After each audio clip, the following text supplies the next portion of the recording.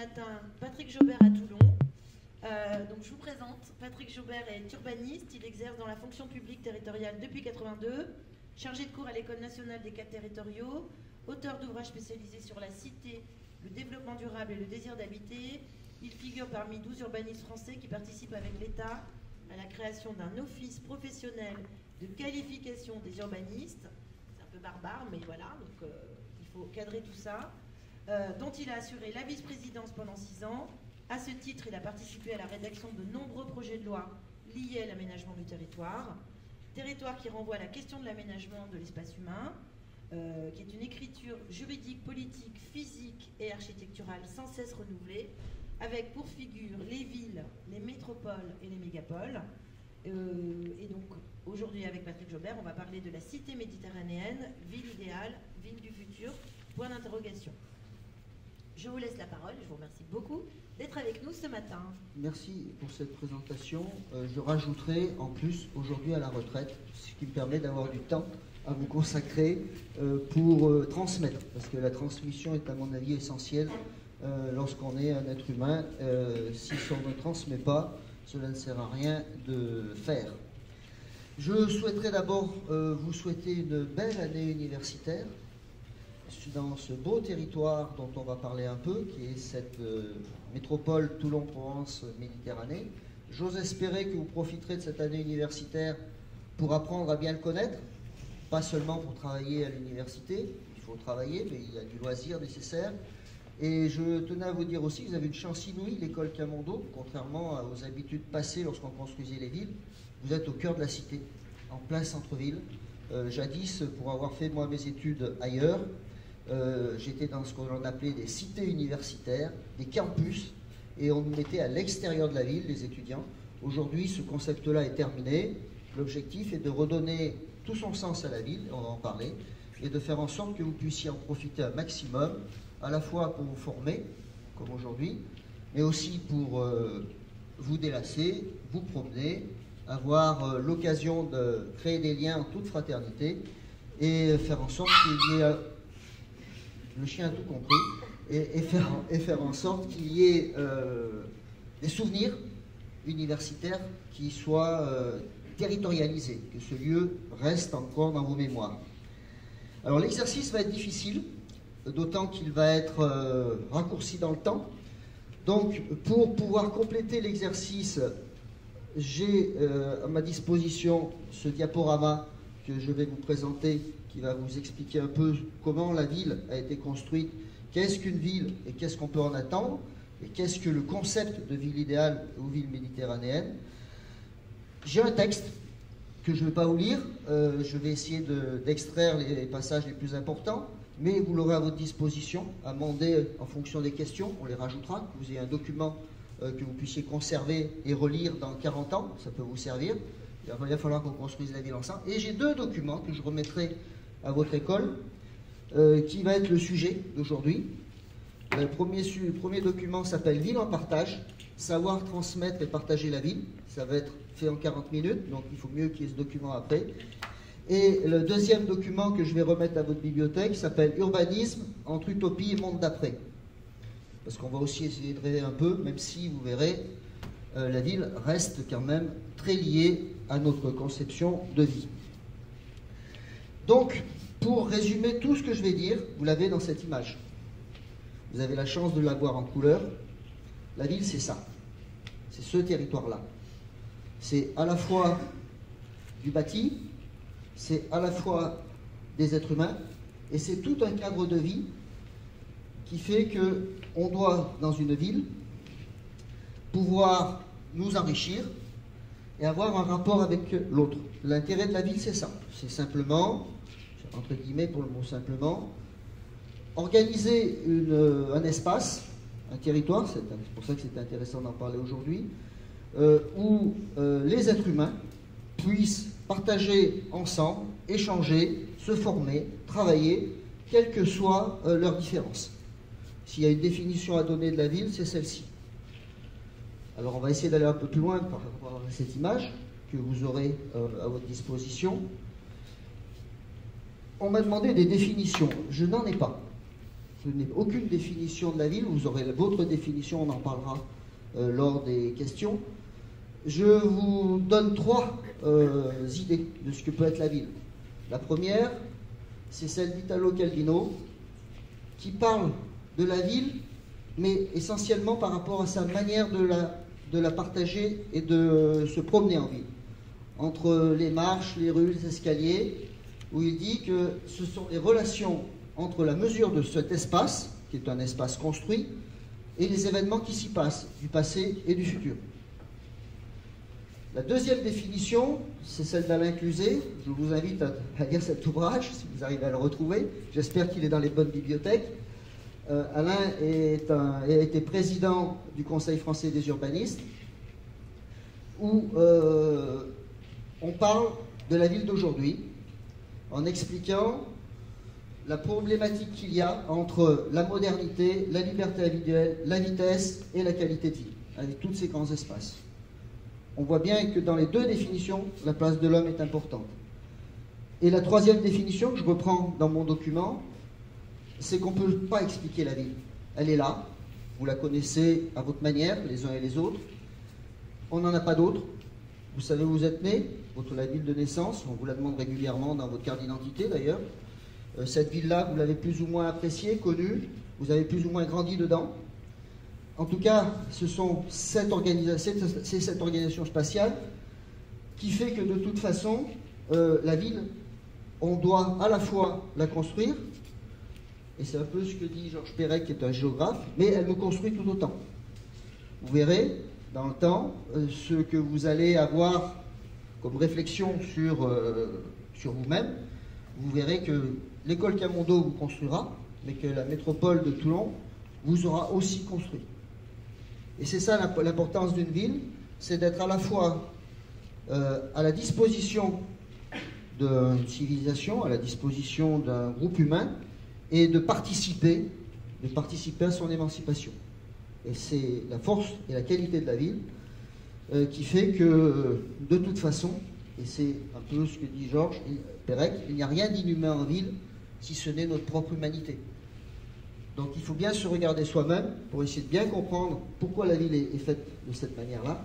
Et on va petit à petit, dans mon exposé, mieux comprendre quelles sont les villes d'hier et quelles peuvent être, entre guillemets, les villes de demain, voire votre ville idéale. Parce que là aussi, il n'y a pas de définition de la ville idéale. Chacun aura sa ville idéale en tête, d'où la difficulté de vivre ensemble. Alors l'autre paradoxe, c'est qu'on me demande aujourd'hui de parler de la ville.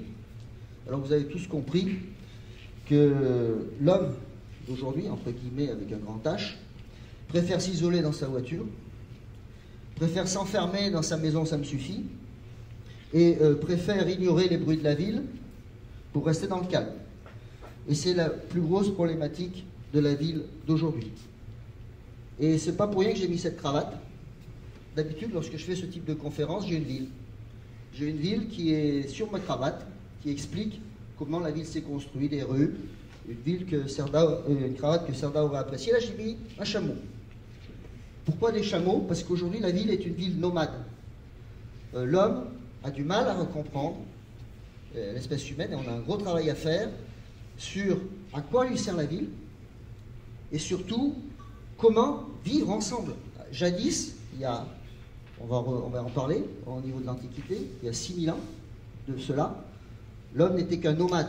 Il voyageait au niveau d'un espace qui était un espace en 3 dimensions, et aujourd'hui, la ville est un espace à 5 dimensions. Pourquoi je dis un espace à 5 dimensions? Parce que ces 3 dimensions, un jour l'homme s'est arrêté. Il n'est plus devenu nomade. Il a décidé de se poser grâce à l'agriculture et de se sédentariser dans un espace qu'il a appelé ville, où ce n'est plus l'homme qui circule, mais la marchandise qui circule. D'ailleurs, lorsqu'on définissait la ville de jadis, on la définissait par les halles. Et vous avez dû entendre parler de l'inauguration des halles de Toulon récemment, en centre-ville. C'était effectivement le premier rôle d'une ville. C'était de dire, je ne circule plus, c'est pas moi, être espèce humaine, qui vais j'allais dire, réaliser au fur et à mesure de mes escapades et construire et surtout cultiver la terre, je vais faire en sorte de me poser et de faire en sorte que c'est la marchandise qui circule, de manière à pouvoir m'émanciper, à la fois travailler dans un premier temps, mais aussi, grâce à cette sédentarisation, pouvoir bénéficier de soins, pouvoir bénéficier de culture, pouvoir bénéficier de formation, et petit à petit pouvoir évoluer et faire en sorte que nos technologies puissent elles aussi évoluer, notre science puisse évoluer. La qualité de la ville, elle est là. Elle est de pouvoir émanciper l'homme et de faire en sorte qu'il y ait du partage. Donc pour bien comprendre, alors pourquoi la ville méditerranéenne? Parce que les premières villes ont été essentiellement construites dans l'arc méditerranéen et ont été le berceau de 3 civilisations, ce qui fait sa richesse, à la fois une civilisation grecque, une civilisation carthaginoise et une civilisation romaine. Et chaque civilisation s'est sédentarisée et a commencé à construire son organisation. Je ne vais pas vous parler de ces 3 types d'organisations urbaines, je n'en ai pris qu'une pour vous expliquer un peu comment les villes se sont construites. C'est ce que j'en appelle la civilisation romaine, et c'est celle qui nous concerne le plus au niveau français, et façade méditerranéenne française. Les villes, à l'époque, étaient essentiellement des cités un peu divines. Et elles s'organisaient fort justement par rapport à notre voûte étoilée, entre un decumanus, qui est un axe est-ouest, et un cardo, qui est un axe nord-sud. Et la plupart des villes romaines, et la plupart des villes françaises méditerranéennes, ont été construites de cette manière-là. Au centre, vous avez le forum. Forum qui était le lieu d'échange, qui est la place. Vous avez les temples, le théâtre, les termes romains sont l'amphithéâtre qui était généralement à l'extérieur, et un fonctionnement urbain en forme de damier. Pour ceux qui sont allés à Barcelone, vous avez à Barcelone l'expression très claire de ce graphique, avec Cerdà qui a construit Barcelone autour d'un axe qui est une rambla, et autour de cette rambla qui fait 32 mètres de large, vous avez ce genre d'organisation avec un point supplémentaire qui était la force de Barcelone, c'est qu'à chaque angle de cette organisation, de ce carré, vous avez une œuvre d'art qui est faite par Gaudi.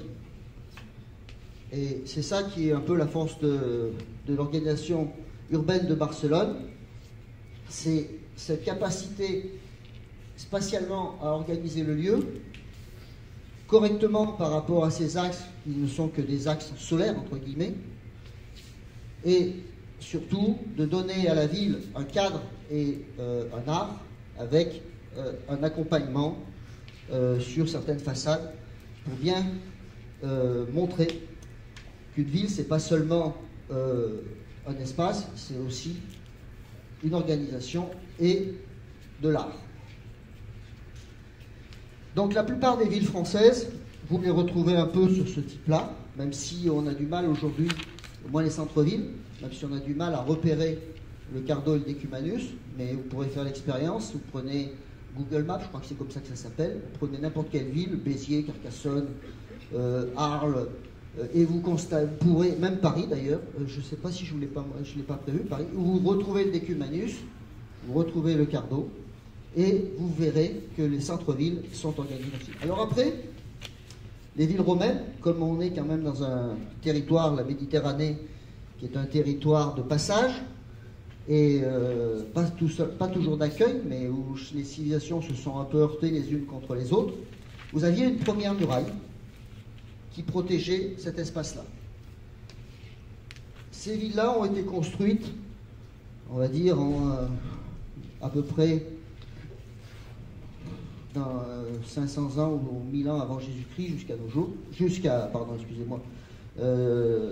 l'Antiquité, et se sont construites essentiellement autour du bassin méditerranéen, Afrique du Nord, Afrique du Sud, mais aussi le bassin méditerranéen, Asie mineure, Turquie, Irak, Liban. Et vous retrouvez cette organisation-là, qui était l'organisation spatiale idéale de l'époque. Vous verrez, la ville idéale, à chaque époque, a changé, mais c'est une organisation très méditerranéenne, dans un premier temps. Donc, dans les villes qui sont le plus significatives, alors j'ai pas pris que des villes méditerranéennes, parce que c'est Rouen, Bordeaux, Metz, où vous avez exactement cette organisation-là. Mais le concept, avec le temps, a évolué. Est apparu un deuxième concept. Je passe assez vite parce qu'on me laisse que 40 minutes, donc le texte, j'essaye de ne pas trop le suivre. Un deuxième concept, qu'est-ce que l'on appelle la ville, je vais dire, non plus en damier, mais la ville circulaire, où on essaye, dans ce concept-là, des années 1900, avant l'ère industrielle, de quitter cette organisation spatiale en damier pour recréer une ville, mais là, toujours autour quand même de ce forum qui est l'hôtel de ville, de ce lieu culturel, ce lieu de formation qui serait le cœur de la ville, le poumon, avec une place centrale et bien évidemment les écoles, et des avenues circulaires avec un grand axe qui n'est pas une rambla. On quitte là, le Céleste pour faire une rambla circulaire. Un grand axe est un axe vert et des boulevards qui se rejoignent auprès de ce pôle central. Vous avez ça à Paris aussi. Donc, c'est-à-dire que cette organisation en termes de cité-jardin, entre guillemets, permettait à la fois de retrouver un cœur de ville qui est l'expression de ce que doit être l'âme d'une ville, la citoyenneté, la culture, la formation, mais aussi la possibilité en périphérie d'avoir à la fois les marchandises pour les industries et les industries, tout ça permettant de construire à cette époque-là aussi ce qui aurait pu être une ville idéale. On a changé d'époque, on n'est plus sur une époque agraire où vous aviez la ville avec sa muraille, et à l'extérieur de sa muraille, la culture agraire. Vous avez aujourd'hui la ville, du moins en 1900, une ville qui était réfléchie avec la volonté de dépasser l'agriculture et de passer au monde industriel.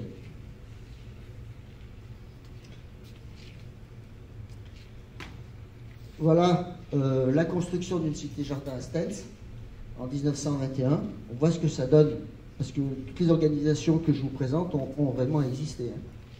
Voilà ce que cela donne comme organisation. Vous avez la place ici, pas la place Stalingrad qui a été classée comme étant la plus belle place du monde, vous ne savez pas.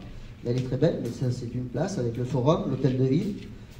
Vous avez ces axes, ces radians qui aboutissent à la place, et tout autour, en périphérie, l'activité que l'on ne voit pas trop ici, mais industrielle, avec toutes les erreurs que nous avons commises, vous verrez par la suite.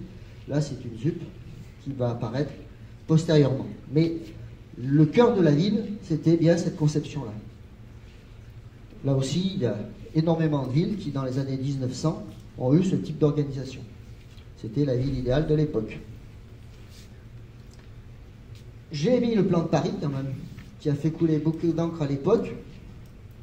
Je l'ai mis parce que c'est Le Corbusier qui l'avait réfléchi avec le Decumanus et le Cardo. Voilà ce qu'aurait pu être Paris si ce plan-là avait été mis en évidence. Vous avez bien le Decumanus, vous avez bien le Cardo, et tout autour, vous avez bien une organisation comme Barcelone aujourd'hui. C'est ce qu'on appelle le plan voisin. Il sert encore d'exemple parce qu'il va permettre de mieux comprendre comment raccrocher ce qui était plutôt la cité-jardin que je vous ai présenté avant ici, avec la Seine, et une organisation spatiale que vous voyez là, qui était une organisation un peu désordonnée. L'objectif de ce plan, c'était de restructurer la ville de Paris. Il n'a pas été appliqué. On y réfléchit dans le Grand Paris, à essayer de retrouver un axe entre l'Arc de Triomphe, la Tour Eiffel et le nouveau quartier d'affaires qui est l'Arche actuellement. C'est un peu cet axe-là que l'on va essayer de recréer pour faire comprendre un peu mieux l'Organisation spatiale de Paris. On va maintenant passer à l'époque qui est années 29-30, qui est ce qu'on appelle la ville industrielle, ville portuaire. Ce type de ville a été construit aussi. J'ai envie de dire, si vous prenez cette image-là, vous avez la Seine-sur-Mer, avec les anciens chantiers navals qui étaient là, et la ville qui a été construite autour, sachant que dans l'organisation spatiale de ce type de ville idéale de l'époque, vous avez la volonté d'utiliser, parce que l'hydroélectricité était une source d'énergie importante, vous voyez le barrage qui est là-haut, c'est le même dessin, c'est le même auteur qui a fait ces trois dessins.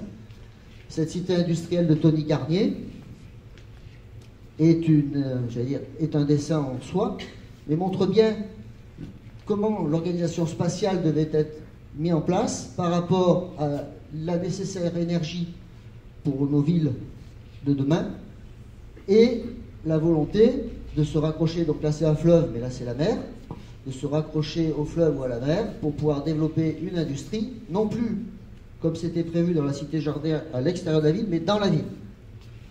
Donc là aussi, ce type de ville, et ce sont des villes portuaires, là vous êtes dans une ville portuaire et une ville militaire en plus, premier port militaire méditerranéen, a été construit avec cette conception-là des années 30 à 40.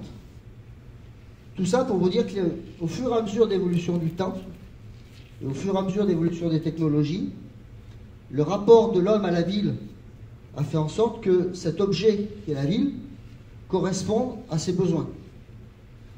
Autant on était à une certaine époque dans une ville plutôt, j'allais dire, agraire, autant on est passé d'une ville agraire à une ville qui est plutôt industrielle.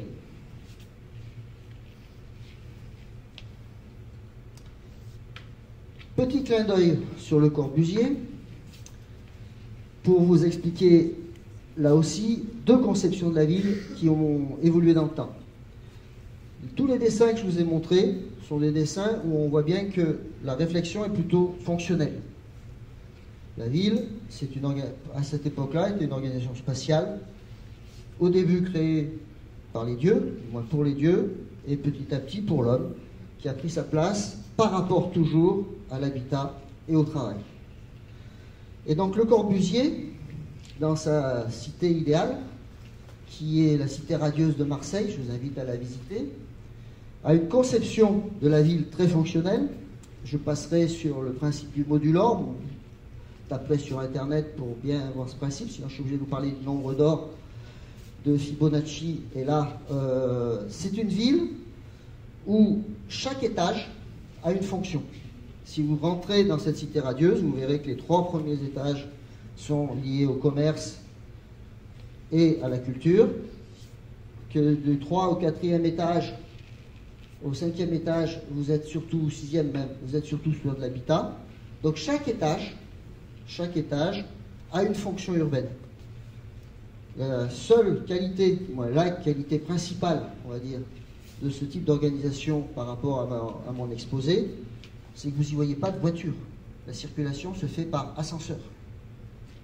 Je ne vais pas vous faire un exposé sur les méfaits de l'homme urbain véhiculé, mais la ville idéale de Le Corbusier, c'était de dire on va spécialiser le volume là, mais aussi l'espace, en faire en sorte qu'il y ait une fonction habitat, culture, santé, formation, et on va faire en sorte que chaque espace soit relié les uns aux autres dans ce type de bâtiment par un ascenseur. La grosse difficulté, c'est que le fonctionnalisme Charte d'Athènes de 43 de Le Corbusier, je vous invite à le lire pour ceux qui sont intéressés par la ville, c'est de croire, et ça a été le défaut de la France, c'était de croire qu'à force de faire des plans en termes de fonctionnalité, on allait pouvoir se promener d'une fonction à l'autre sans trop de difficultés. Le résultat de ce type de charte, même si ça a quand même au moins la valeur de bien replacer l'homme par rapport à sa taille et par rapport à l'objet, dans l'espace, c'est qu'il faut bien aller d'un espace à l'autre. Et aujourd'hui, ma place, c'est ce que j'ai l'habitude de dire, ma place publique, le forum qui est le lieu de citoyenneté, le lieu de vie, et c'est ce que j'ai eu l'occasion de faire comme exposé, c'était de dire qu'aujourd'hui, cette place, eh ben, c'est le giratoire, malheureusement. Si vous avez un débat public aujourd'hui citoyen sur la ville, je ne vais pas vous parler des gilets jaunes, mais c'est ça. Le sens même des gilets jaunes, c'est de se dire, c'est peut-être là, dans le giratoire maintenant, que se situe le lieu de forum. Parce qu'à force de vouloir créer des villes pour que l'on puisse aller du lieu d'habitat au lieu de santé, au lieu de formation, au lieu de culture, avec un moyen qui n'est que la voiture, on engorge régulièrement les centres-villes que je vous ai présentés, qui ne sont pas conçus à l'époque pour la voiture, et on crée ce qu'on appelle les rings à la française. Premier ring, deuxième ring, troisième ring, c'est la ville de Lyon. Vous avez 3 rings. Le premier, c'est pour permettre de désenclaver le centre. Le deuxième, c'est pour essayer de raccrocher toute la métropole entre elles. Et le troisième, c'est parce qu'ils sont proches de l'Italie et qu'il faut qu'on puisse, proche de la Suisse aussi. Et donc le troisième ring, c'est le ring touristique, on va dire, où vous évitez l'ensemble et vous vous retrouvez avec des villes où vous faites le tour sans entrer dans le cœur. Et ça, ce genre de projet fonctionnel marche par contre de manière remarquable dans un volume, parce que le déplacement, vous mettez les voitures en dessous et vous avez un ascenseur qui permet de faire en sorte que les déplacements se fassent sans les voitures. Ce genre de concept, vous le trouverez maintenant dans les pays Moyen-Orient, ou à Dubaï, on crée vous les verrez, des immeubles entiers, des villes entières, avec ce concept-là, où on peut jouer la fonctionnalité, avec un projet d'ensemble où tous les besoins de l'être humain sont remplis, sans qu'il y ait besoin de l'automobile.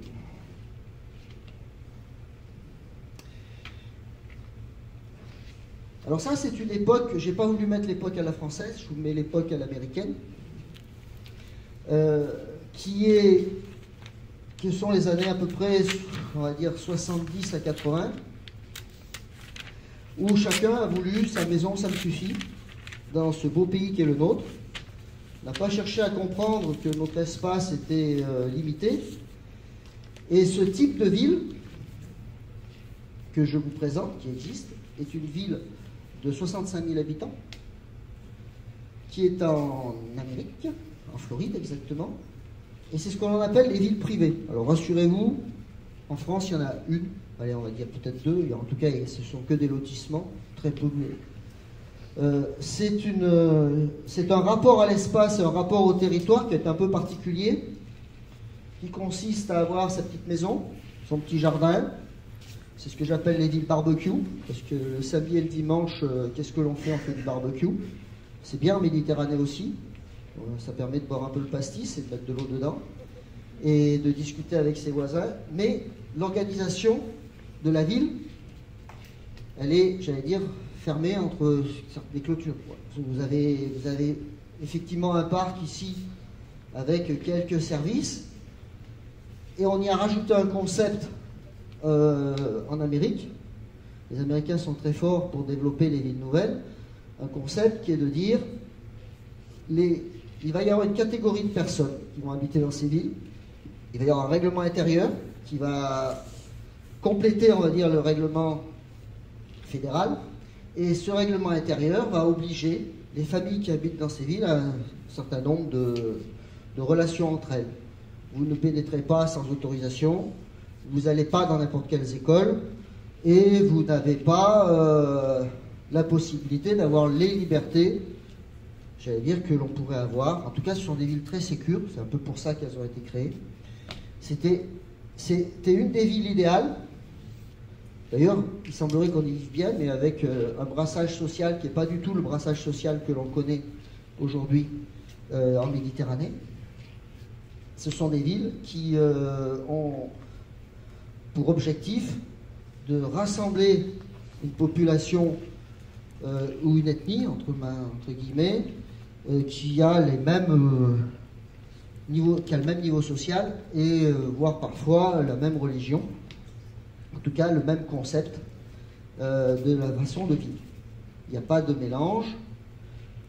Ces villes-là, en France, c'est une réponse à ce que cette organisation spatiale qui a été faite pendant les 30 Glorieuses, où la France a été construite de cette manière-là.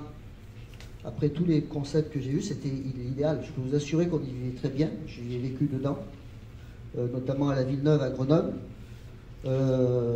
C'est un peu du Le Corbusier, mais avec une volonté presque unique de pouvoir loger dans de très très bonnes conditions les habitants. Vous ne trouverez plus aujourd'hui, c'est ce que je dis régulièrement, dans ces ZUP, des constructions de telle qualité. J'ai vécu dans un 150 mètres carrés triplex avec des loyers incroyables et sans entendre ni dessous ni dessus, des coursives remarquables à la Le Corbusier. On avait à l'époque, dans ces genres de bâtiments, des coursives que l'on pouvait partager, avec des salles que l'on pouvait réserver pour faire la fête, sans que cela nuise à qui que ce soit. Ces ZUP-là ont été construits dans toute la France, entre 50 et 80. Si on parle des 30 Glorieuses, c'est entre 45 et 75. C'est ce que l'on appelait nos ZUP à la française, avec, comme là, alors, le concept est simple de cette ville idéale, c'est qu'il y a un foncier qui appartient à un seul propriétaire et des constructions qui sont faites par un seul architecte. Donc, la difficulté, c'est que le propriétaire étant un propriétaire généralement social, ce genre de villes ont été construites en banlieue, à proximité du lieu de travail. Ce genre de ville où il y avait tout, vous aviez des commerces en rez-de-chaussée, vous aviez tout. Ce genre de ville a spécialisé assez rapidement sa composition, a été très spécialisée assez rapidement. C'était soit des étudiants, soit des personnes de revenus faibles ou moyens qui ont habité, avec la proximité industrielle et la proximité du lieu de travail. Et l'autre difficulté, sur laquelle on ne s'est pas rendu compte que c'était peut-être bien en termes d'habitat, mais en termes de perception et d'image, même s'il n'y avait jamais eu autant d'espaces verts que dans ces espaces-là, là aussi, il faut le savoir, ces espaces-là sont très verts. Si vous allez à la Villeneuve à Grenoble, qui était la ZUP la plus difficile aujourd'hui, je vous conseille déjà de ne pas y aller tout seul et de faire très attention à votre vélo, à votre voiture avant qu'elle soit détériorée. Ce sont des espaces où, au cœur de la Villeneuve, il y a plus de 15 000 habitants, 20 000 habitants à la Villeneuve, dans la banlieue grenobloise. Vous avez un immense parc, un immense jardin qui défierait toute concurrence. Le parc Alexandre Ier ici, c'est le 10e de ce que vous pouvez voir dans ce genre de construction. Le seul problème, c'est que le parc est généralement au milieu et que les occupations de ces bâtiments sont restées en l'état, tels qu'ils étaient dans les années 50, et avec un seul bailleur et un seul propriétaire. On ne peut pas gérer une ville en gérant à la fois le bâti et l'espace public, qui est un espace privatif. Donc, pour revenir sur ce type de construction, et sans atteindre ce que je vous ai présenté avant, qui était le lotissement un peu privatif, voilà comment la France s'est développée. Ça, c'est la banlieue de Melun et d'Évry, pour ceux qui la connaissent, il y a des Parisiens dans la salle. Et Savigny-ici, Ménécy-ici, vous avez un espace qui petit à petit a occupé. Donc les villas que vous voyez, elles sont par là, quoi. Elles sont dans ces espaces-là, qui petit à petit est sorti de la ville pour faire en sorte que cet urbain qui en avait marre du bruit, marre de ces banlieues, marre de ces rues qui n'avaient pas évolué, les centres-villes qui n'ont pas évolué, sortent de la ville, avec la chance inouïe qu'ayant construit des ZUP, on a aussi construit des grandes surfaces commerciales que vous connaissez en France. Qui n'a pas connu la grande surface commerciale d'entrée de ville dans la banlieue? On a construit des infrastructures dans les années 60, ce qui fait que le raccordement au réseau était assez simple. On a cru que la voiture était notre liberté. Et donc on a créé ce genre de no man's land, qui est la ville à la française, qu'on appelle l'agglomération. C'est un territoire un peu complexe, où vous avez un peu ce que j'ai décrit au départ, c'est-à-dire la ville-centre, qui a une âme, qui petit à petit on a oublié. Vous avez la banlieue, qui existe encore, et vous avez ce repli de la ville qui s'exprime par tous ces lotissements qui se sont construits au fil des temps autour de cette âme et qui ont fait en sorte qu'aujourd'hui, parler de la ville, c'est ce petit pointillé maintenant, la ville. Et ce que j'ai l'habitude de dire, c'est qu'avec ce genre de concept, dans une journée, vous allez voir 3 ou 4 villes. Si vous êtes étudiant à la Garde, que vous voulez aller au théâtre à Toulon, que vous voulez aller vous baigner aux Sablettes, vous avez déjà en une journée fait 3 villes. Moi ce matin j'en suis à ma 2e, ce soir je serai peut-être à ma 3e, 4e, pourtant je serai dans le même lieu, dans le même territoire de vie que j'essaye de vous expliquer, dans lequel il est nécessaire de pouvoir trouver toutes les fonctions. L'autre danger de ce genre de développement urbain, sur lequel on va revenir, c'est cet étalement qui se fait, alors là, paradoxalement, la ville a été construite sur l'agriculture. C'est l'agriculture qui a créé la ville, en sédentarisant les agriculteurs, qui était la fonction essentielle à l'époque, et notamment au niveau de l'Antiquité, jusqu'à l'ère industrielle. Là, c'est au détriment de l'agriculture. Il faut savoir qu'aujourd'hui en France, nous ne pouvons plus nous auto-alimenter. Il faut absolument que nous ayons des territoires extérieurs pour pouvoir faire en sorte que notre population puisse bénéficier de tous les biens de consommation alimentaire nécessaires. Tout ça parce que cet étalement urbain s'est fait soit sur les espaces naturels, soit sur les terres agricoles.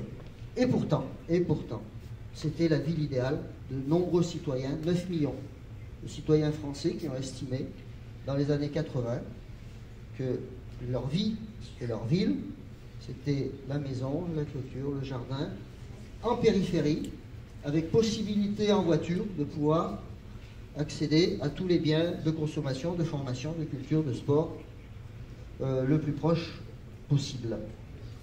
Généralement, c'était 10 km. J'ai l'habitude normalement de vous faire un gros dessin, mais si je vous fais le dessin, là, ça risque de prendre du temps pour vous expliquer comment on est passé de mon Decumanus Cardo à ça, qui est le territoire un peu complexe qu'il va falloir apprendre aujourd'hui à travailler, à restructurer et à faire en sorte que ce territoire-là puisse permettre l'émancipation humaine qui est de droit en ville, à moins de changer de paradigme et de revenir avec les chameaux en nomade. Entre-temps, beaucoup de personnes ont réfléchi à la ville idéale par l'intermédiaire de petits quartiers. Petits quartiers où on a redimensionné les hauteurs, qui ont été assez impressionnables avec ces UP. On redimensionne un peu la hauteur, on fait énormément d'espaces verts, on limite, entre guillemets, les parkings en surface, c'est-à-dire que la voiture, vous la voyez, elle n'est pas dans la ville, elle est à l'extérieur, dans le quartier, elle est à l'extérieur du quartier. Donc ça, ce sont des concepts qu'on a mis en place. J'ai dû en construire 4 comme ça, dans les années 80 et 90, pour éviter de se retrouver avec ça, là, que vous voyez sur ma gauche, qui sont les lotissements dont je vous ai parlé, cette ville étale. Éviter de se retrouver avec ce que vous avez à droite, les UP des années 70, et essayer de redonner du sens à un cadre de vie, tout en restant dans un espace le plus proche du centre-ville. Le concept, c'était de dire, il faut que la voiture ne rentre pas dans ce lieu, il faut que le lieu central, ce soit un lieu piéton. Là, l'image que je vous ai donnée vous permet d'avoir tout ça, mais vous en avez d'autres. Hein. Vous avez plusieurs types de ce qu'on appelait les zones d'aménagement concerté. Que le lieu d'habitat soit le mieux construit possible. À Montpellier ou à Lyon, pour ceux qui ont visité Lyon-Confluence, vous pouvez un peu retrouver ce genre de réflexion, d'ailleurs qui est fait par un Grenoblois, Lyon-Confluence, hein, c'est Éric Brassard, pardon, qui gère Lyon-Confluence, qui gérait Lyon-Confluence. Montpellier aussi, c'est un Grenoblois, c'est Éric Bérard qui a construit Montpellier.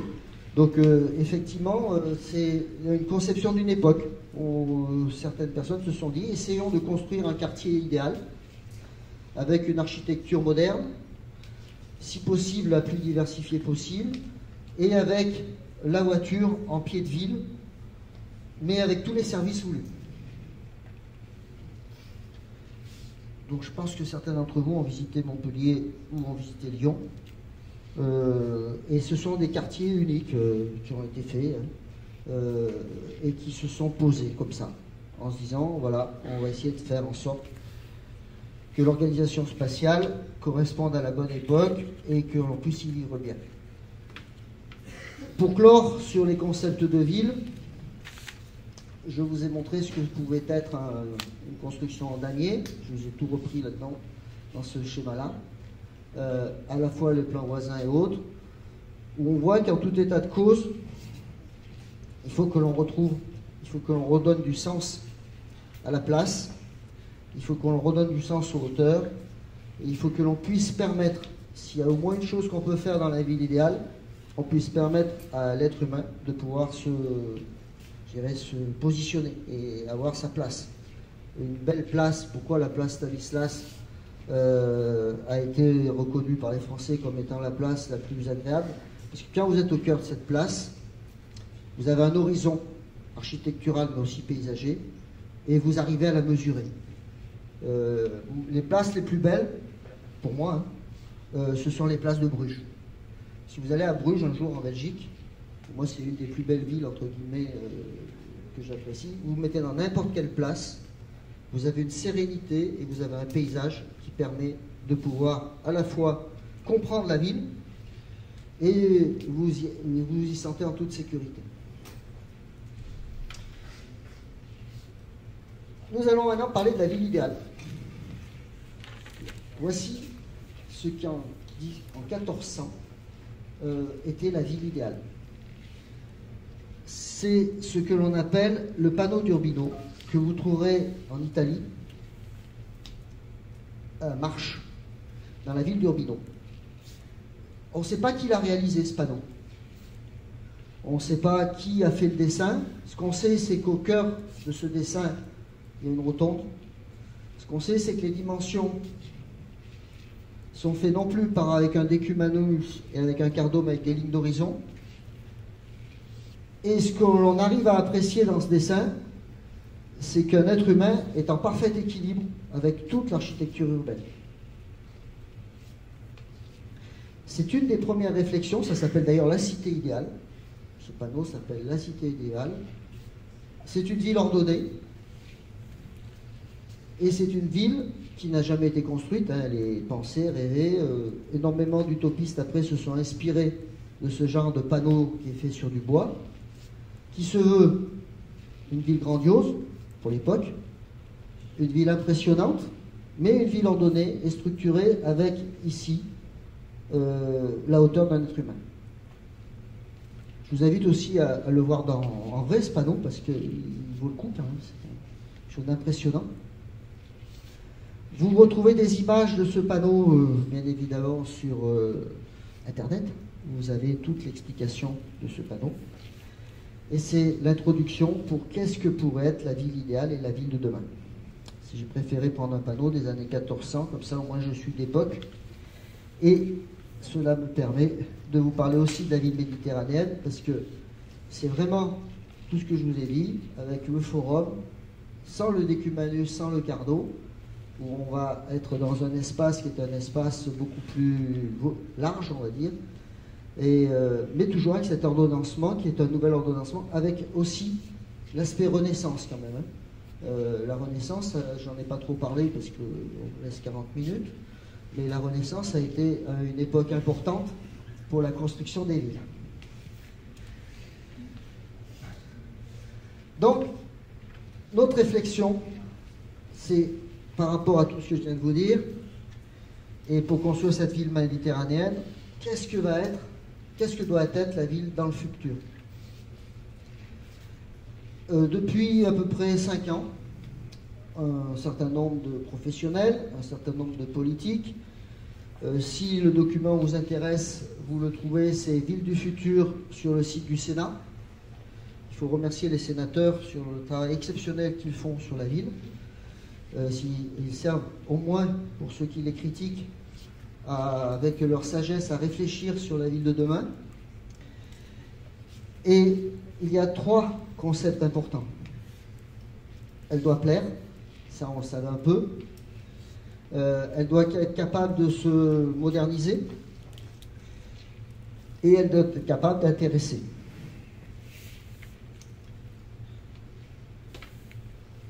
Pourquoi cette réflexion?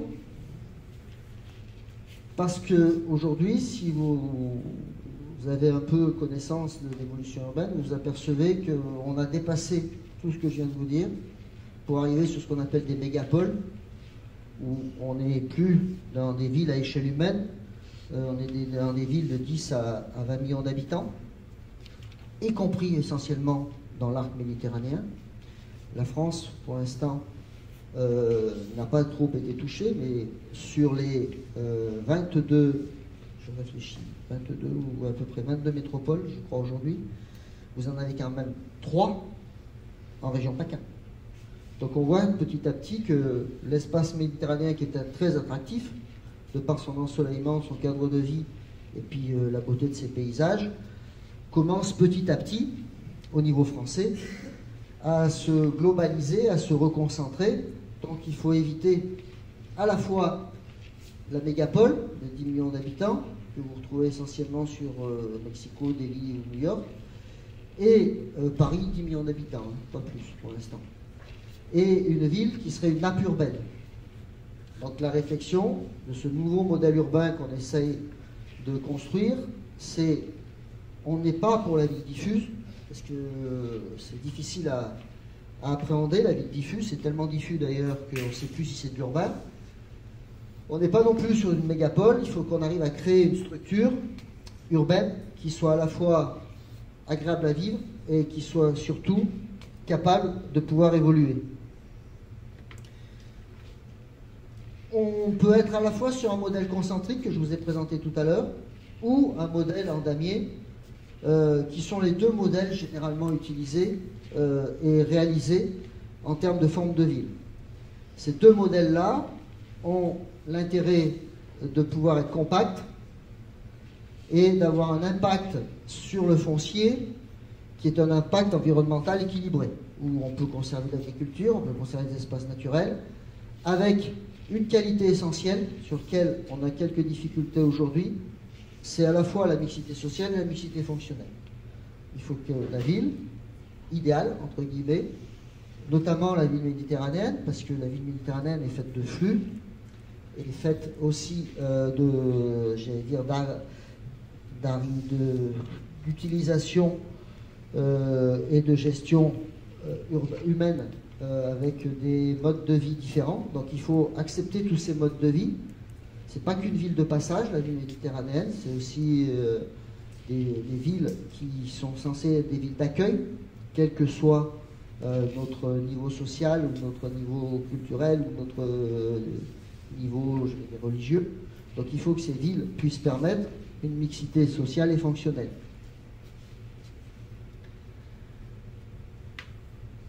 On rappelle quand même dans ce rapport que la ville est très énergivore, que le zonage et l'organisation à Le Corbusier, la Charte d'Athènes, a généré ce qu'on appelle la gentrification, c'est-à-dire des quartiers un peu spécialisés. Non seulement on a spécialisé la fonction, mais on a spécialisé le quartier. Et donc, si 80% des émissions de CO2 émanent des villes, il faut peut-être qu'on arrive à, aujourd'hui, promouvoir des villes à énergie positive, ou en tout cas en termes d'efficacité énergique. Qui dit ville, dit vivre ensemble. Il faut peut-être retrouver aussi notre capacité à vivre ensemble. Et surtout, redonner au cœur de ville ce que vous voyez aujourd'hui sur Toulon, parce que Toulon a fait partie de toutes les villes françaises pour lesquelles on a abandonné pendant certaines années le cœur de ville, leur redonner une âme, et faire en sorte que le cœur de ville retrouve sa fonction de forum, d'agora et de lieu d'échange et de partage.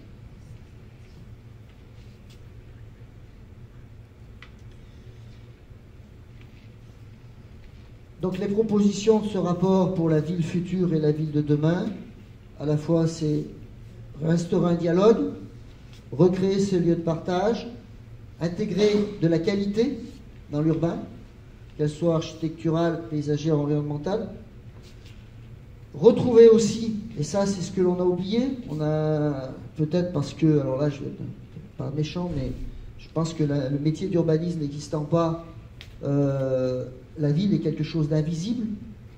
Donc ce que l'on voit, c'est l'architecture, c'est le paysage, mais on oublie de voir qu'avant l'architecture et le paysage, il y a toute cette organisation spatiale à créer, et aujourd'hui, on se dit que c'est peut-être d'abord là qu'il faut travailler la ville, sur l'espace public.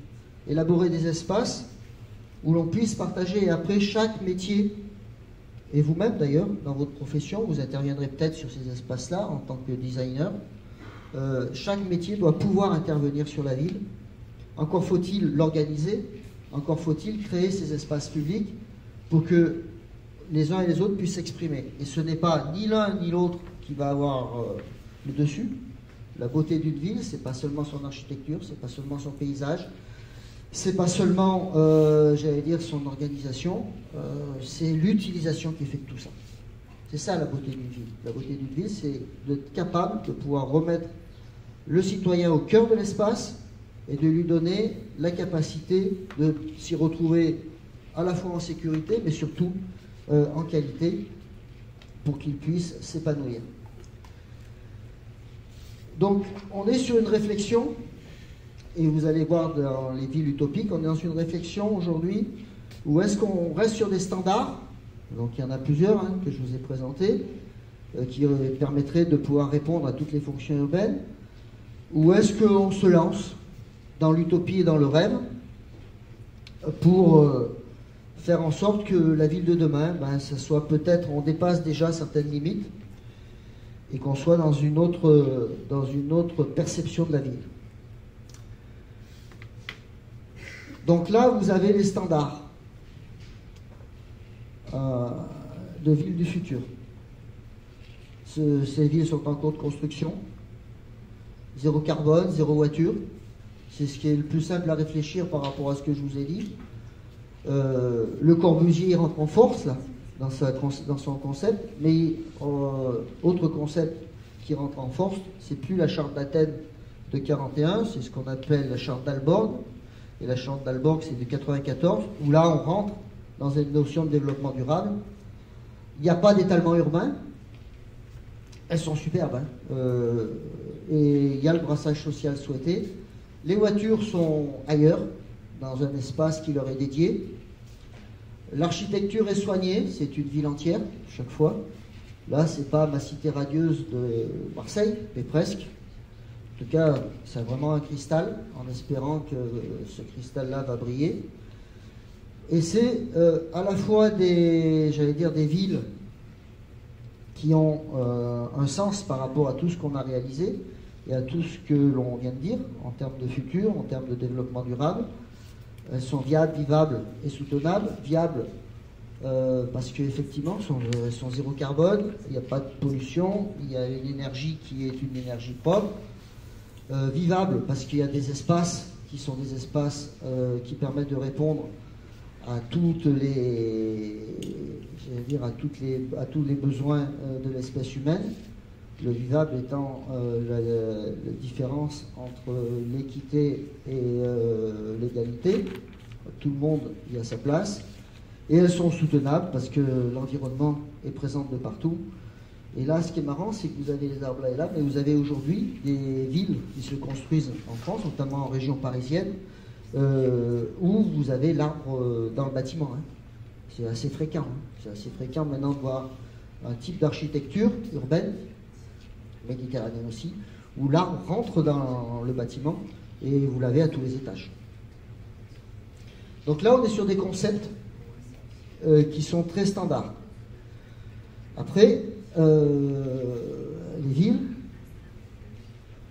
ce genre de concept, va permettre d'éviter l'étalement urbain, de faire en sorte que la population mondiale, on est 6 milliards aujourd'hui, puisse aussi évoluer, et que cette croissance mondiale puisse être assurée par des villes intermédiaires, et le risque important des constructions des villes de demain, c'est cette ségrégation sociale qu'il va falloir éviter pour que tout le monde puisse y trouver sa place. Je vous ai mis rapidement les 100 plus grandes villes sur cet espace-là, et vous voyez que la Méditerranée là-haut est loin d'être en retard sur ce développement urbain. Et demain, le bassin méditerranéen que vous voyez ici, avec bien évidemment cette partie américaine et ce bassin asiatique, seront les bassins les plus peuplés du monde, où l'on devrait trouver les 600 plus grandes villes, d'où la réflexion importante de la ville de demain. Vite fait, elle doit plaire, donc ça veut dire qu'une ville doit être à la fois un équilibre entre une fonction publique et une fonction privée. Elle doit permettre un accès à tous. Elle doit être attractive. Talent, technologie et tolérance sont les conditions nécessaires à l'évolution de la ville de demain. Et elle doit surtout être capable de se moderniser et à participer à la fois, c'est ce que je vous disais, à sa construction, mais aussi à notre construction, et à permettre de pouvoir intéresser enfin avec un élément qui peut être un peu plus intéressant que la voiture, qui est Internet, et qui devrait permettre des communications différentes par rapport aux relations véhiculées, pour que la ville limite l'usage de la voiture et qu'on puisse, par Internet, communiquer dans les meilleures conditions possibles. Sans faire de la ville Smart City, comme certains voudraient la faire, où là on ne communique plus. Vous verrez dans le document qu'on va vous remettre, je vous ai montré une ville idéale, mais la communication et le vivre ensemble se résume à la communication téléphonique ou par Internet. Donc voilà les villes où les concepts sont complètement dépassés, qui sont les villes idéales, pourquoi pas, de demain. Celle-ci, vous la connaissez si vous avez vu le film, le 5e élément. Là, on dépasse les 5 dimensions. On est dans une dimension où la ville, j'allais dire, a un centre de gravité qui est très légèrement déplacé, mais c'est peut-être la ville de demain dans un espace où la gravité serait égale à 0. On est en train de réaliser ce type de ville. Je ne les ai pas mis là parce qu'elles voyagent. Ce sont des villes où l'on se retrouve un peu comme on était jadis, c'est-à-dire un peu nomade. C'est la ville qui circule, qui flotte, et ce n'est plus... donc on est à la fois ce que l'homme recherche, parce que l'homme a un esprit un peu nomade, c'est-à-dire on a envie de se poser, mais on a aussi envie de voyager, puis on a envie de s'évader. Donc vous verrez, il y a 2 bateaux. Un qui fonctionne déjà de cette manière-là, où vous achetez votre appartement dans ce bateau, qui a toutes les fonctions urbaines voulues, et ce bateau se déplace. Bon, il faut avoir les moyens d'acheter son appartement, ça c'est sûr. Vous l'avez à vie, votre appartement. Vous avez même dans ces bateaux-là, vous le verrez dans le document, la capacité d'inviter vos amis. Il y a du locatif aussi, il n'y a pas que de l'accession. Cette ville existe depuis 2002. C'est pas ce dessin-là, parce que ça c'est un dessin un peu utopique, mais c'est une ville qui flotte. Et l'homme, grâce à ce type de ville, permet de remplir 2 fonctions, à la fois cette sédentarisation souhaitée, où il y a toutes les fonctions, le travail et autres, et la capacité à pouvoir voyager, et là on fait voyager la ville. Là vous avez un peu un standard quand même, qui est aussi une ville du futur possible, très aérée, très méditerranéenne, avec les industries. Et le constat qu'on peut faire, c'est que dans tous les standards que vous voyez là, sauf dans celui-ci où la voiture est flottante, c'est qu'on ne sait pas construire la ville avec la voiture. Voilà, on ne sait pas faire. La voiture est antinomique à la construction d'une ville.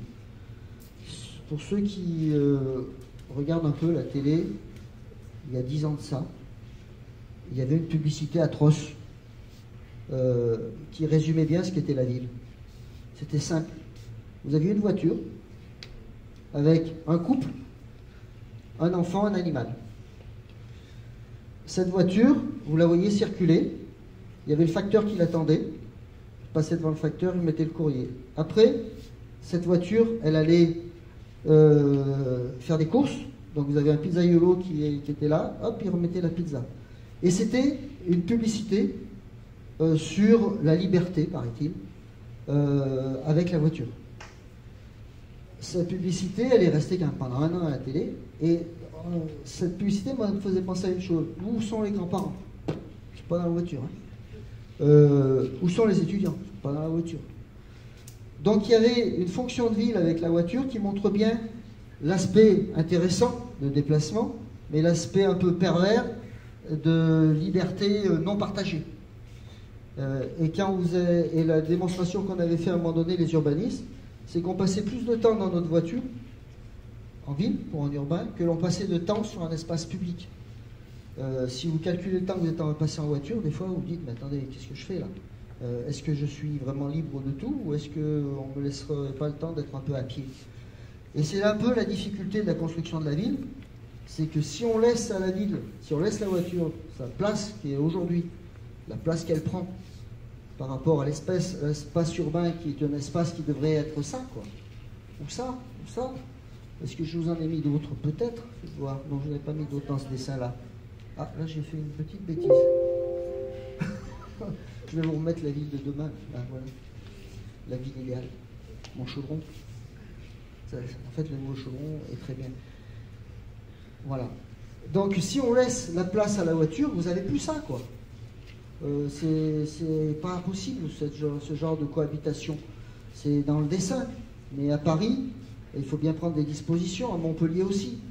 Dans les grandes métropoles, il faut absolument, si on veut recréer de la ville, recréer de l'espace urbain, de dimension humaine, où on puisse, en toute tranquillité, en toute sérénité et en toute, j'allais dire, sécurité, circuler à pied, en vélo ou ailleurs, mais pas en voiture, pas possible. Donc toutes les villes idéales sont des villes qu'on essaye de construire de cette manière-là. Je terminerai par 5 lignes sur la ville méditerranéenne, des lignes que j'ai prises sur un ouvrage qui s'appelle Cité plurielle de Méditerranée. Ça montre bien déjà, c'est ce qu'on appelle la cité plurielle, d'Anissa Barak, qui a été réalisée en 1994. Voilà ce qu'elle dit en 10 lignes, ça démontre ce qu'est une ville méditerranéenne. Ce sont des villes portuaires ouvertes par nature aux voyageurs de toute provenance. Escale d'un jour, devenue asile pour la vie. Ville accueillante pour ceux qui, persécutés ailleurs par leurs différences, on peut y trouver refuge. Ville prospère, aux activités innombrables, cible des ambitions et des fortunes diverses. Telles furent les cités phares méditerranéennes, devenues plurielles au fil du temps, pour avoir accueilli tant de diversité. Ville exemplaire, pour avoir offert à leurs habitants, dans la multiplicité de leur appartenance et de leur culture, les conditions d'une coexistence intelligente. Ces cités, nées de la grande variété des cultures qui se sont développées autour de la Méditerranée, ont elles-mêmes, de par nature, une organisation sociale qu'elles ont générée, être la source de pluralité sans cesse renouvelée. C'est un peu la force de nos villes méditerranéennes, c'est ce brassage qui fait que ce sont des villes ouvertes, avec un espace public existant, et des paysages qui sont plutôt des paysages, j'allais dire, agréables à l'œil, et avec un travail artistique qui a été fait au fil du temps, grâce à ce brassage où l'on peut trouver différentes sculptures. J'ai dit.